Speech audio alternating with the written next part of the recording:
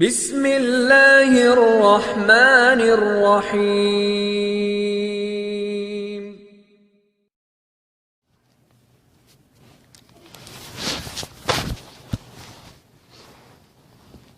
اعوذ باللہ من الشیطان الرجیم، بسم اللہ الرحمن الرحیم۔ رب اشرح لی صدری ویسر لی امری واحلل عقدۃ من لسانی یفقهوا قولی۔ اللہم صل علی سیدنا محمد وعلی آل سیدنا محمد وبارک وسلم۔ معزز خواتین، محترم حضرات، اللہ پاک نے اپنے فضل سے، اپنے کرم سے ایمان کی بیش بہا دولت ہم کو عطا فرمائی۔ ہم اگر چاہیں بھی تو اس کا شکر ادا نہیں کر سکتے، اور جناب رسول اللہ صلی اللہ علیہ وسلم کی امت میں ہم کو آپ کو پیدا فرمایا۔ یہ وہ امت ہے جس کے بارے میں یوں کہا گیا کہ سب سے آخر میں آئی ہے لیکن سب سے پہلے جنت میں جائے۔ اور جناب رسول اللہ صلی اللہ علیہ وسلم کا جو مقام ہے، اور آپ صلی اللہ علیہ وسلم کی امت کا جو مقام ہے، کیونکہ انبیاء اکرام علیہ الصلاۃ والسلام اللہ کے سب سے زیادہ قریب ہوتے ہیں، معصوم ہوتے ہیں، برگزیدہ ہوتے ہیں۔ چنانچہ کتابوں میں آتا ہے کہ بعض نبیوں نے اس امت میں پیدا ہونے کی درخواست کی، اللہ سے درخواست کی کہ اگر نبی نہ بنایا جائے تو محمد صلی اللہ علیہ وسلم کی امت میں مجھے پیدا کیا جائے۔ اور اللہ پاک نے ایک صاحب کتاب نبی کی دعا قبول فرمائی۔ چنانچہ آخر زمانے میں حضرت عیسیٰ علیہ السلام آئیں گے اور بحیثیت امتی زندگی گزاریں گے۔ ایسی امت کے اندر اللہ پاک نے ہم کو پیدا فرمایا۔ جتنا بھی شکر ادا کیا جائے کم ہے۔ حقیقت میں تو ہم اس کا شکریہ ادا نہیں کر سکتے۔ جناب رسول اللہ صلی اللہ علیہ وسلم جیسے مردوں کے نبی ہیں، ویسے ہی آپ عورتوں کے نبی ہیں، اور آپ کی نبوت کا زمانہ یہ قیامت تک ہے۔ قیامت تک آخری انسان جو دنیا کے اندر آئے گا وہ بھی حضور اقدس صلی اللہ علیہ وسلم کا امتی ہوگا، آپ کی امت کے اندر ہوگا۔ تو گویا آپ کا زمانہ بہت وسیع ہے، اس لیے آپ صلی اللہ علیہ وسلم نے پہلے ہی دن سے انسان سازی کا کام فرمایا۔ آپ صلی اللہ علیہ وسلم نے نبوت مل جانے کے بعد کیسے انسانوں کے اندر انسانیت آ جائے اس کی محنت فرمائی۔ یہ بہت عجیب بات ہے، یہ انسان کو بنانے کی محنت۔ اس لیے ایک مرتبہ جماعت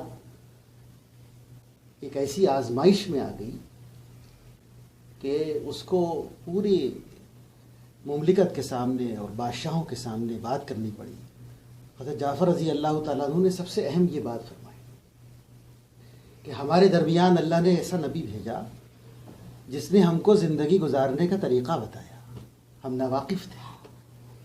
اور پھر وہ جو دعوت دی ہے، فضائل اعمال میں حضرت شیخ نے تشبیہاً اس واقعے کو لکھا ہے، تو بادشاہ بھی حیرت پڑ گیا کہ گویا ہم باوجود انسان ہونے کے انسانیت اور انسانی قدریں ہمارے پاس نہیں تھیں۔ آپ صلی اللہ علیہ وسلم نے ہم کو سکھائی، سچ بولنا سکھایا، عہد و پیمان سکھایا، اور جتنے بھی گویا جرائم اور گناہ کی چیزیں تھیں وہ گنائیں کہ ان سے منع کیا، ان سے منع فرمایا۔ ہم ایسی کتاب پہ ایمان لائے جو اللہ کی طرف سے ان پہ نازل ہوئی ہے، یہ فرمایا۔ اور اس کلام کے اندر پھر جو آیات تھیں وہ تلاوت فرمائی۔ عجیب بات ہے، یعنی ایسا مضمون ہے وہ سورہ مریم کا کہ جب انہوں نے تلاوت کیا تو بادشاہ رونے لگا، اور اس نے کہا کہ یہ تو وہ مضمون ہے کہ جو مضمون موسیٰ علیہ السلام پہ نازل ہوا اور یہ نازل ہوا، یہ ایک ہی نور سے نکلے ہیں، ایک ہی نور سے نکلے۔ اللہ کے نبی نے پہلے ہی دن سے انسانیت، انسانوں کے اندر انسانیت آ جائے اس کی محنت فرمائی، پہلے ہی دن سے۔ اور جو جتنا آپ صلی اللہ علیہ وسلم کے قریب ہوتا تھا وہ آپ صلی اللہ علیہ وسلم کی فکر کو اسی اعتبار سے لیتا تھا۔ ایک عجیب بات ہے، اس لیے سب سے پہلے جو اللہ کے نبی صلی اللہ علیہ وسلم کی فکر منتقل ہوئی ہے وہ حضرت خدیجہ رضی اللہ تعالیٰ عنہ کے اندر ہوئی، کیونکہ سب سے پہلی مخاطب وہ ہیں۔ یہ تعلیم دی گئی کہ دعوت اور دین کی مبارک محنت یہ گھر سے چلے گی۔ تو آپ صلی اللہ علیہ وسلم نے جیسے ہی دعوت دی ہے اور آپ نے اپنی پریشانی کو ظاہر کیا ہے تو سب سے پہلے دلاسا حضرت خدیجہ نے دیا کہ آپ جو ہیں اللہ کے نبی ہیں، آپ کو اللہ ضائع نہیں کرے گا، اور پھر آپ کی صفات گنوائیں کہ آپ ایسے ہیں ایسے ہیں ایسے ہیں ایسے ہیں، یہ فرمایا. اور پھر ورقہ بن نوفل کے پاس لے گئی، اس نے پوری علامات بتائی، اور پھر اس کے بعد حضرت خدیجہ رضی اللہ تعالیٰ عنہ کے حصے میں اللہ پاک نے جتنی سعادتیں ہو سکتی ہیں دنیا کے اندر ساری سعادتیں ان کے حصے میں آ گئی. تو گویا دعوت کا آغاز ہوا گھر کے اندر، اور حضرت خدیجہ رضی اللہ تعالیٰ عنہ کو سب سے پہلے اسلام کے لیے قبول کیا گیا. چنانچہ سب سے پہلا وضو آپ نے کیا، سب سے پہلی نماز آپ نے پڑھی، اور دین کے اوپر سب سے زیادہ مال لگانے والی حضرت خدیجہ رضی اللہ تعالیٰ عنہ. سب سے اللہ کے نبی علیہ الصلوۃ والسلام عابدہ ہو جاتے تھے یاد کر کے، اور آپ یہ فرماتے تھے حضرت عائشہ رضی اللہ تعالیٰ عنہ سے کہ تم انہیں سمجھ ہی نہیں سکتی، یعنی وہ کون تھیں اور کیسی تھیں سمجھ ہی نہیں سکتی. مکے کی سب سے زیادہ مالدار خاتون کہ جب تقاضا آیا ہے اور دعوت دی گئی ہے تو اس نے سارا مال لگا دیا. بہت سے لوگوں کو سیدنا ابوبکر صدیق رضی اللہ تعالیٰ عنہ کے مال لگانے کی تفصیل پتہ ہے، لیکن حضرت خدیجہ رضی اللہ تعالیٰ عنہ کے مال لگانے کی تفصیل نہیں پتہ. حالانکہ انہوں نے تو اتنا لگایا اتنا لگایا اتنا لگایا کہ اللہ کے نبی علیہ الصلوۃ والسلام کی دعوت کو کھڑا فرما دیا. یعنی اتنی بڑی چیز، ایک عورت کا دین کی مبارک محنت پر استعمال، جیسے زندگی کے اندر اعمال آئے ہیں ویسے زندگی کے اندر فکر آئی ہے. اور پھر حضرت خدیجہ رضی اللہ تعالیٰ عنہ کا سب سے بڑا کارنامہ کیا ہے مال لگانے کے بعد؟ کہ آپ نے ایک ایسے بچے کی تربیت فرمائی، ایک ایسے بچے کی تربیت فرمائی جس سے کتنا بڑا دنیا کے اندر کام ہوا ہے ہم سوچ بھی نہیں سکتے. حضرت علی رضی اللہ تعالیٰ عنہ ان کی آغوش میں پڑ رہے ہیں، اور وہ کم عمری کے اندر اللہ کے نبی صلی اللہ علیہ وسلم کے اوپر ایمان لائے ہیں، اور آپ صلی اللہ علیہ وسلم کی دعوت کو پوری طریقے سے اپنے اندر لے لیا ہے. وہ دین کو پورے اپنے اندر لینے والے، یہ بھی حضرت خدیجہ رضی اللہ تعالیٰ عنہ کا کارنامہ ہے. چنانچہ دعوت پہلے دن سے جو ہے وہ مردوں کے اندر عورتوں کے اندر منتقل کی گئی. یہ ایک عجیب چیز ہے. یعنی بہت سی لوگوں کی بات سمجھ میں آتی ہے کہ دین پہ چلنا چاہیے، عبادت کرنا چاہیے، اور عبادت کی یہ چیزیں ہیں انہیں پورا کرنا چاہیے. لیکن اللہ کے نبی صلی اللہ علیہ وسلم کی جو محنت ہے اور آپ صلی اللہ علیہ وسلم کی جو دعوت کی فکر ترتیب ہے کیا ہے؟ پہلے ہی دن سے عبادت ہے، پہلے ہی دن سے دعوت ہے.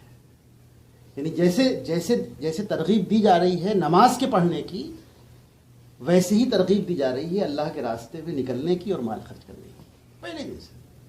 ورنہ کیسے ہو سکتا تھا کہ ایک خاتون ایمان کو قبول کرے اور وہ اپنا سارا مال لگا دے؟ یہ تو ناممکن چیز ہے. لیکن ان کے سامنے یہ بات آ گئی کہ نہیں، اللہ کے نبی صلی اللہ علیہ وسلم کو دنیا میں انسانیت کی ہدایت کے لیے بھیجا گیا ہے، انسانیت کو ہمیشہ کی جہنم کی آگ سے بچانے کے لیے بھیجا گیا ہے. لہٰذا جس کا جتنا جس پہ استعمال ہو جائے گا وہ کامیاب ہو جائے گا، وہ اللہ کے یہاں سرخرو ہو جائے گا. یہ ہے دعوت کا اصل موضوع. یعنی وقت مال جتنا اس پہ استعمال ہوگا، گھر کے لوگ جتنا اس پہ استعمال ہوں گے، وہ سرخرو ہو جائے گا. چنانچہ پہلے دن سے حضرت خدیجہ رضی اللہ تعالیٰ عنہ کی جو زندگی ہے وہ ساری دنیا کی عورتوں کو دعوت دے رہی ہے کہ بھائی عبادت کیسے کی جائے، کہا کہ ان کو دیکھو، اور دین کی مبارک محنت کیسے کی جائے، کہا ان کو دیکھو. کہ اللہ کے نبی صلی اللہ علیہ وسلم کی ہر تکلیف کو اپنی تکلیف بنایا، آپ کے غم کو اپنا غم بنایا، اور پھر سب کچھ آپ کے اوپر نچھاور کر دیا. اس لیے سب سے پہلا سلام بھی، سلام سیدنا صدیق اکبر کو بھی آیا ہے، کتابوں میں آتا ہے. اللہ کی طرف سے سلام حضرت عائشہ کو بھی آیا ہے رضی اللہ تعالیٰ عنہ. لیکن سب سے پہلا سلام نبیوں کے بعد اگر کسی بشر کو آیا ہے تو وہ حضرت خدیجہ رضی اللہ تعالیٰ عنہ. سب سے پہلا سلام جبریل علیہ السلام سلام لے کر آئے، اللہ کے نبی سلام کیے. اس لیے کہ محنت ایک ہے محنت کا کرنا، ایک ہے محنت کا حق ادا کرتے، حق ادا کرتے کہ اپنا سب کچھ لگا دیں کہ اللہ کا دین زندہ ہو جائے. تو گیا امت کے اوپر حضرت خدیجہ کا احسان یہ تا قیامت رہے گا، قیامت تک رہے گا امت کے اوپر احسان. کہ ایسے وقت میں جس وقت حضور پاک صلی اللہ علیہ وسلم کی بات سننے کو کوئی تیار نہیں، بات سننے کو تیار نہیں، رشتہ دار آپ صلی اللہ علیہ وسلم کو گلے لگانے کو تیار نہیں۔ اس وقت ایک عورت نے اپنا سب کچھ اللہ کے نبی صلی اللہ علیہ وسلم کے پر لگا دیا، اور اس سے دین دنیا کے اندر، فرمایا پوری دنیا کے اندر دین پہنچا ہے، تو پوری دنیا کے اندر دین کے زندہ ہونے میں حضرت خدیجہ رضی اللہ تعالیٰ عنہ کا حصہ ہے۔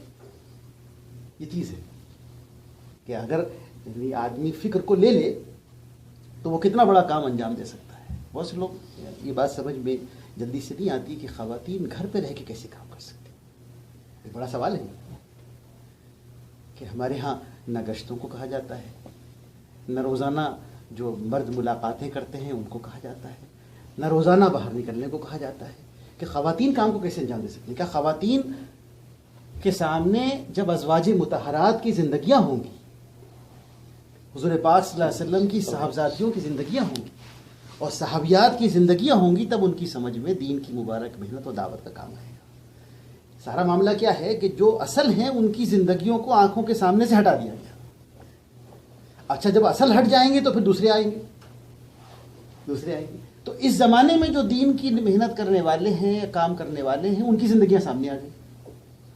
اس لیے بہت اہم بات یہ ہے کہ دین کی مبارک محنت میں چلنے والوں کے لیے جو مشعل راہ ہے وہ جناب رسول اللہ صلی اللہ علیہ وسلم کے پاک نفوس صحابہ اکرام و صحابیات ہیں۔ بہت اہم بات، بہت اہم۔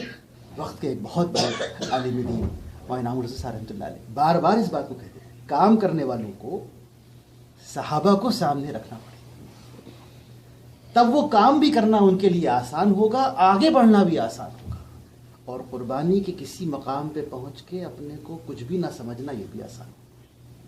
اور اگر وہ بعد والوں کو سامنے رکھیں گے، صحابہ کو سامنے نہیں رکھیں گے، صحابیات کو سامنے نہیں رکھیں گے، تو وہ کبھی پریشان ہو جائیں گے، کبھی کسی کی کوئی بات سامنے آئی اس سے پیچھے ہٹ جائیں گے، کبھی اپنے ہی ساتھیوں میں اپنی قربانی بڑھ جائے گی تو اپنے کو اچھا سمجھنے لگیں گے۔ یہ ساری چیزیں داعیان دین کے لیے اور دین کی دعوت کے لیے منافی ہیں اور اس کے لیے مناسب ہے۔ تو یہاں زندگی کس کی دیکھنی پڑے گی؟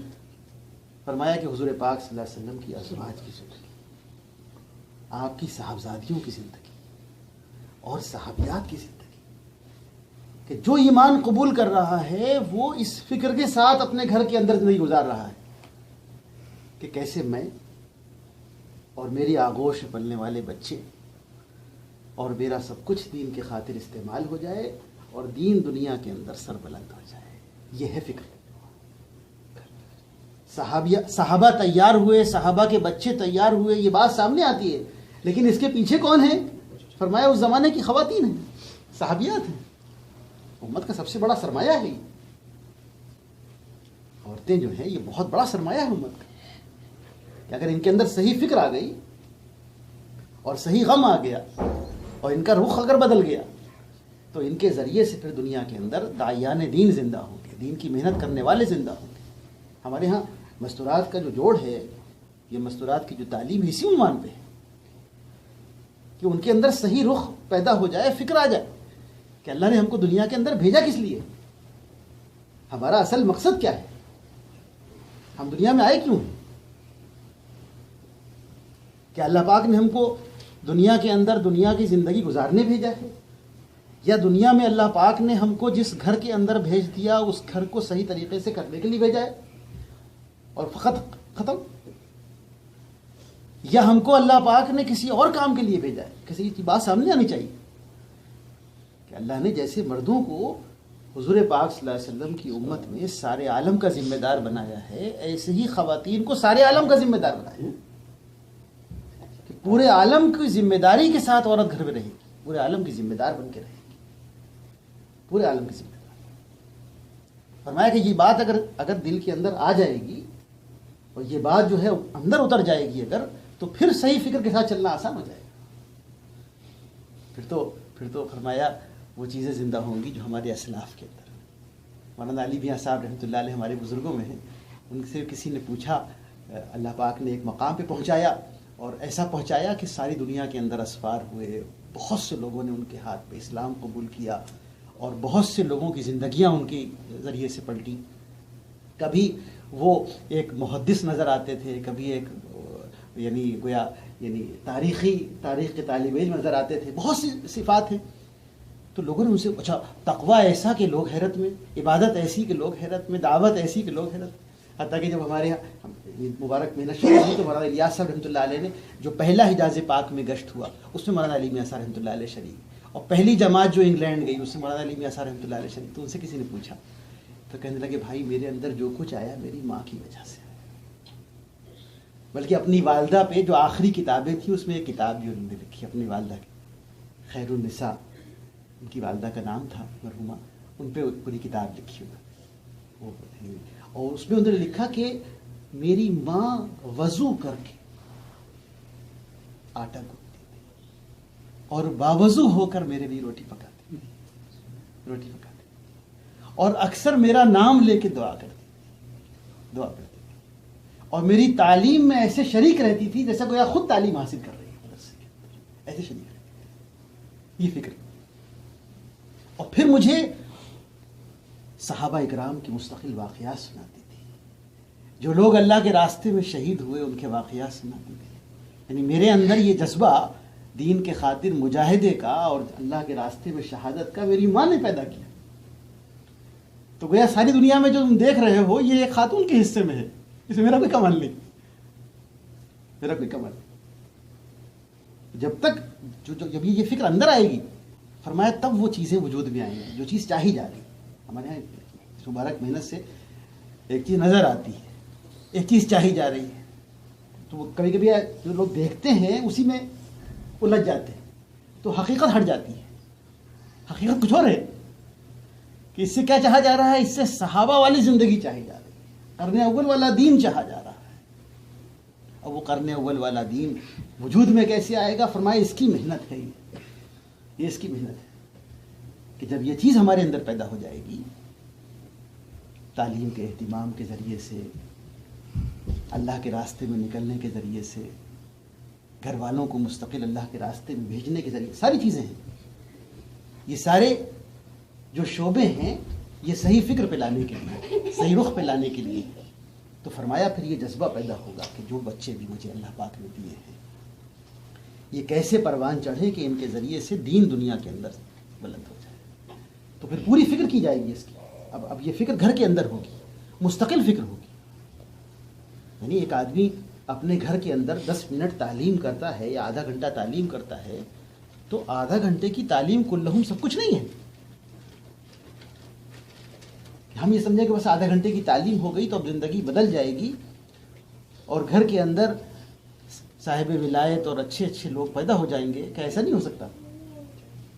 کہ وہ تو جب ماں باپ کی فکر ویسی ہوگی اور مستقل وہ اس سوچ کے ساتھ رہیں گے، اسی ترتیب پر دن گزرے گا، اسی ترتیب پر رات گزرے گی، اسی ترتیب پر دعائیں ہوں گی. فرمایا پھر جو چیز وجود میں آئے گی وہ اولاد ہوگی جو چیز چاہی جا رہی ہے، جو چاہا جا رہا ہے، مستقل ایک فکر. اب وہ اس کے لیے بڑی قربانی دینی پڑے گی. یعنی آدمی کو بہت قربانی دینی پڑتی ہے. زندگی جو ہے اس میں جب تک قربانی وجود میں نہیں آتی تب تک پھر حقیقت وجود میں نہیں آتی. اس کے لیے قربانی دینی پڑتی. صحابہ نے کیسی قربانیاں دی ہیں یہ بات مستقل مذاکرے میں آنی چاہیے. فضائل اعمال کی کتاب یہ جو اہتمام سے پڑھنے کو کہا جاتا ہے اس میں حکایت صحابہ لکھنے کا اصل موضوع ہی یہی ہے کہ صحابہ اور صحابیات کی قربانیاں سامنے آئیں. حالانکہ یہ سب کچھ نہیں ہے، تو ایک تشبیہ کے طور پہ، مثال کے طور پہ چند واقعات مولانا الیاس رحمۃ اللہ علیہ کے حکم سے ذکر کیے گئے ہیں، لکھے گئے ہیں. لیکن جب یہ پڑھے جاتے ہیں تو احساس پیدا ہوتا ہے صحابہ کی زندگی اور میری زندگی. کہیں کوئی بیچ میں سمجھ بھی نہیں آتی بات کہ کہاں ہے، کہاں پہنچ گئی، وہ کیسے تھے اور میں کیسا ہوں.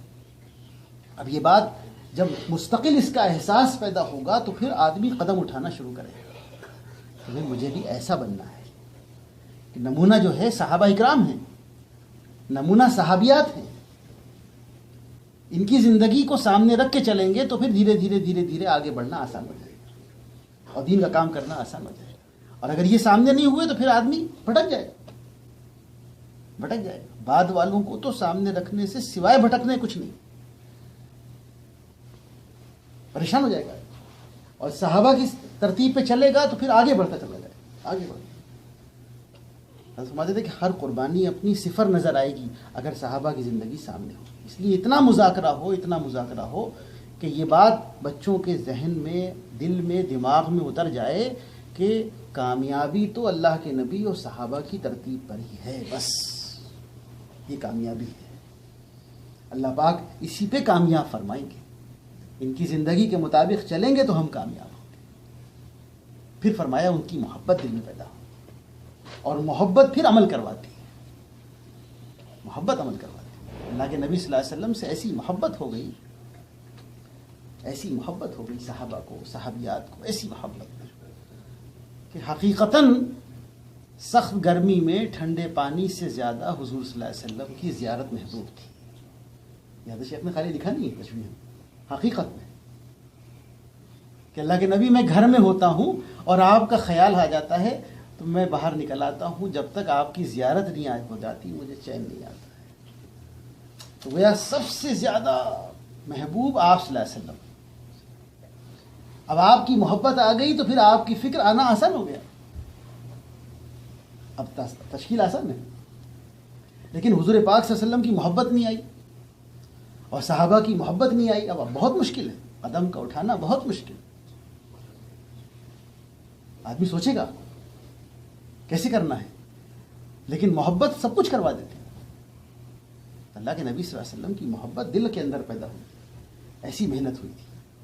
پھر آپ کی فکر کو انہوں نے اپنی فکر بنایا تھا، آپ کے کام کو اپنا کام بنایا تھا، اور پھر بڑی سے بڑی قربانی ان کے لیے آسان ہو گئی، بڑی سے بڑی قربانی آسان۔ صحابہ قربانی میں اپنے آپ کو پیش کرتے تھے، تو یہ ایسا ماحول ہو گیا کہ جب جنگ میں جانے کا وقت آ گیا تو اب بیٹے اور باپ کے اندر معاملہ ہو رہا ہے کہ میں جاؤں گا اللہ کے راستے۔ حالانکہ یہ پتہ ہے کہ جا کے واپس نہیں آنا ہے، ہم اللہ کے راستے میں جائیں گے تو شہید ہو جائیں گے۔ تو گویا شہادت جو ہے وہ مقصد بن گیا تھا کہ اللہ کے راستے میں نکلنا اور شہید ہو جانا، یہ مقصد بن گیا۔ اب جس کی زندگی کے اندر یہ بات آ جائے کہ اللہ نے مجھے اپنی جان اپنے دین پہ لگانے کے لیے دی ہے، اب اس کے لیے کتنا مشکل آپ سوچیں۔ اس لیے رستم کو خط کیا لکھا انہوں نے کہ میرے ساتھ ایسی جماعت آ رہی ہے، میرے ساتھ ایسی جماعت آ رہی ہے یا میرے ساتھ ایسے ساتھی ہیں جو موت کو ایسا محبوب رکھتے ہیں جیسے تم شراب کو محبوب رکھتے ہو۔ یہ بات ہے، اس جملے کو سن کے وہ اندر سے گھبرا گیا، حالانکہ بہت طاقتور سپہ سالار تھا، لیکن وہ گھبرا گیا اندر سے کہ یہ کیسے لوگ ہیں کہ جو موت کو ایسا محبوب رکھیں جیسے ہم لوگ شراب کو محبوب رکھتے ہیں، تو ان سے کون مقابلہ کرے گا، کون مقابلہ کرے گا؟ کیونکہ وہ جذبہ اندر پیدا ہوا تھا کہ اگر ہم جیت گئے تو فاتح ہوں گے اللہ کے نظام میں، اور کام آ گئے تو شہید کہلائیں گے، دونوں حال میں کامیابی تو ہماری ہے۔ اب بڑے پریشان، سامنے والا کتنا پریشان ہو جائے گا، وہ تو یہ سمجھتا ہے کہ وہ جھنڈا اگر ہم نے اٹھا لیا تو ہم کامیاب ہو گئے، گویا ان کا ملک ہم نے لے لیا تو ہم کامیاب ہو گئے، ہم جیت گئے، وہاں دونوں حال میں کامیابی۔ اب یہ تو بڑی عجیب بات، یہ کیسے لوگ کے ساتھ کہہ رہے ہم فاتح ہو گئے تو بھی ہم کامیاب اور شہید ہو گئے تو بھی ہم کامیاب، کہ بھئی یہ کون سی کامیابی کا، یہ جنت کی کامیابی۔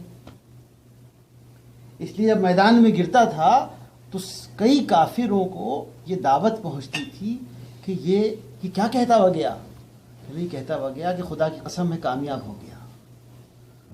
کیا ہوا، کامیاب ہو گیا؟ ارے بھائی یہ تو اس کی لاش گری ہے، ہم نے مار دیا اس کو، یہ کامیاب کیسے ہو گیا؟ کہ نہیں، تو کہہ رہا میں کامیاب ہو گیا۔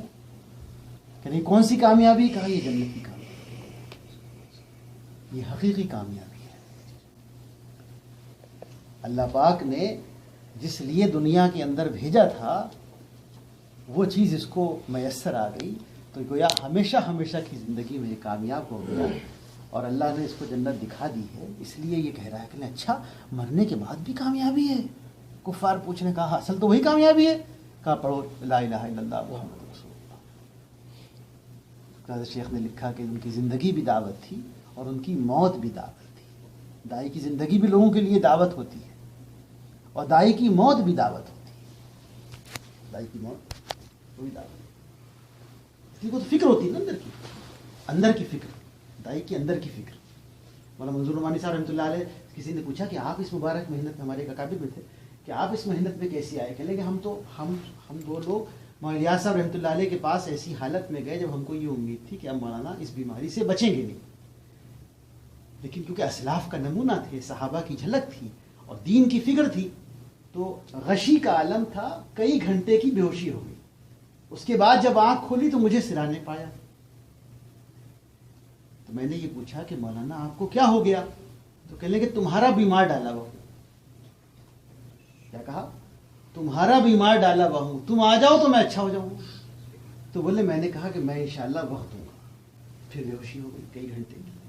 پھر ہوش آیا تو کہنے کب وقت دو گے؟ ہوش تو آدمی بھول جاتا ہے نا کیا بات کی ہم نے پہلے کسی آدمی سے, لیکن جس کو دین کی فکر ہوتی ہے اسے وہ چیز یاد رہتی ہے. انہوں نے کہا حضرت جب آپ تشریف لائیں گے تو کہنے لگے دیکھو میں بیمار ضرور ہوں لیکن میں اس بیماری سے اچھا ہوں گا. آپ غور کیجیے, میں اس بیماری سے اچھا ہوں گا اور یہاں سے میں جماعت بنا کر لکھنؤ آؤں گا. تم دونوں وعدہ کرو کہ میرے ساتھ 10 دن دو گے. اب وہ دو اپنے وقت کے جلیل القدر عالم دین وعدہ کر رہے ہیں کہ ہم وقت دیں گے. مولانا چند مہینے کے بعد اچھے بولے ہمارے ذہن سے بات نکل گئی. بنگلے والی مسجد میں جماعت تشکیل ہوئی, مولانا لکھنؤ آنے تیار ہوئے. بولے ہمارے پاس خط آ گیا کہ بھائی وہ حسب وعدہ 10 دن دینے ہیں. ہمیں یاد آیا اب ہم نے وعدہ کیا تھا سال بھر پہلے, مولانا کو یاد, بس وہ ہم نے 10 دن دیے. ہماری بات سمجھ میں آ گئی. پہلے اشکالات تھے وہ سب اندر سے ختم. تو دائی کو تو ہر حال میں فکر ہوتی ہے کیسے جو ہے اللہ پاک اس کو ہدایت عطا فرما دے, یہ کامیاب ہو جائے. یہ بہت اہم بات ہے. فرمایا کہ جب دعوت اندر آئے گی تو پھر اس فکر کے ساتھ زندگی گزرے گی کہ کیسے لوگوں کو ہدایت ملے. مستقل اس کی فکر ہوگی, آفس میں بھی اس کی فکر ہوگی, گھر پہ بھی اس کی فکر ہوگی, گھر کے اندر کام کاج کرتے ہوئے اسی کی فکر ہوگی کیسے لوگوں کو ہدایت ملے. یہ خواتین پر کہا ہے خواتین کا زیادہ آمد رفت تو نہیں ہے, لیکن وہ اپنی سوچ میں دعوت کو لے آئیں گی تو پھر ہر فرض نماز کے بعد دعا کا کرنا آسان ہو جائے گا. پورے عالم کے لیے گھر پہ دعا کر سکتے ہیں. اس فکر کے ساتھ گھر میں تعلیم کا عمل کرنا آسان ہو جائے گا. گھر کے اندر مضبوط عمل ہو, روزانہ اہتمام ہو اس کا, روزانہ اہتمام. تعلیم کا حلقہ گھر میں کسی حال میں لاغا نہ ہو. ہمارے بڑے یہ کہتے ہیں کہ اثرات کیوں نہیں آ رہے, کیونکہ اگر ہم غور کریں تو ویسی پابندی نہیں ہے جیسی اور چیزوں کی پابندی, جیسے بچوں کی مدرسے یا اسکول کی پابندی ہے. مثال دے رہا ہوں, ناشتے کھانے کی پابندی ہے, ویسی تعلیم کی پابندی ہے. پابندی کے ساتھ روزانہ یہ عمل ہمارے روزانہ بلا ناغہ یہ عمل گھر کے اندر, تو پھر انشاءاللہ اس کے اثرات کو ہم دیکھیں گے. روزانہ پوری دنیا کو سامنے رکھے. اور پھر کہتے ہفتے واری تعلیم میں شرکت کی فکر ہو. جہاں بھی تعلیم اجتماعی تعلیم ہوتی ہے وہاں شرکت. 2 مہینے کے ہر تیسرے مہینے اللہ کے راستے میں 3 دن لگانے کی فکر. پھر آگے ہمارے یہاں ترتیب ہے 10 دن لگانا, 40 دن لگانا, 2 مہینے لگانا. ترتیب ہے پورے عالم کی ترتیب ہے. نیت تو یہی ہو پورے عالم میں جانا ہے لیکن مشورے سے.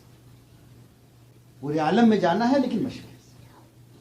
اور گھر کے مردوں کے جتنے بھی اعمال ہیں اس میں پوری شرکت, پوری شرکت. بزرگ فرمایا کرتے تھے کہ عورت تو گھر بیٹھے بیٹھے کتنا بڑا ثواب لے سکتی ہے. گشت کا دن آ گیا تو صبح سے خاوند کو اور بیٹے کو یہ یاد دلائے کہ آج گشت کا دن ہے, اور جب گشت ان کا شروع ہو تو یہ دعا بیٹھ جائے. تو گشت تو وہ لوگ کر رہے ہیں, اجر سے مل رہا ہے, اجر سے مل رہا ہے. کتنا آسان. تو ان کے گشتوں میں اہتمام, گشت کی یاد دہانی, دوسرے گشت کی یاد دہانی, مشورے کی یاد دہانی. جب تعلیم میں بیٹھے تو اس وقت معلوم بھی کر سکتے ہیں کہ بھئی ملاقاتیں کیسے ہوئی. اب وہ ملاقات نہیں بھی کی ہوگی تو فکر ہو جائے گی وہ ملاقات. اس لیے جہاں مسجدوں کا نظام ہوتا ہے تو وہاں آپ کی ملاقاتیں نہ ہو تو شام کو لوگ آ جاتے ہیں. وہ آج ملاقاتیں نہیں ہوئی. لیکن اب ان ملکوں کے اندر ملاقاتیں کبھی نہیں ہو تو پوچھتے ہی کوئی کہ آپ کی ملاقاتیں ہوئی نہیں, اور ہیں کتنی اہم, ہم سوچ نہیں سکتے کتنی اہم روزانہ کی ملاقاتیں, بہت اہم عمل. ابھی عورتیں خواتین گھر میں بیٹھے بیٹھے یہ فکر دلائیں کہ روزانہ کی ملاقاتوں میں علاقے کے اندر جتنی ملاقاتیں ہوں گی, جتنے لوگوں تک دعوت پہنچے گی, ان سب میں گھر میں بیٹھی خاتون کا حصہ ہو جائے گا. کتنا آسان ہے, اللہ نے دین کو آسان بنایا.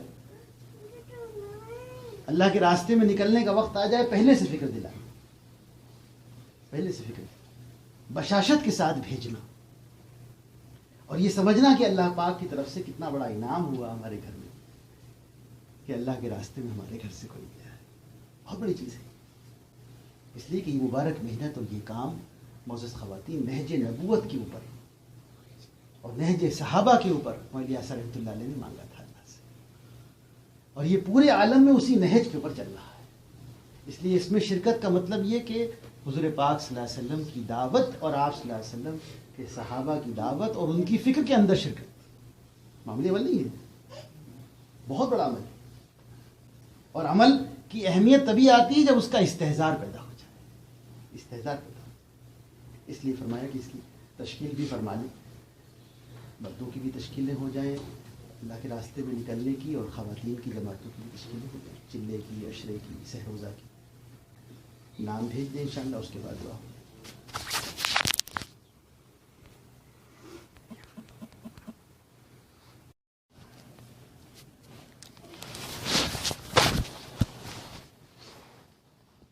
ہاں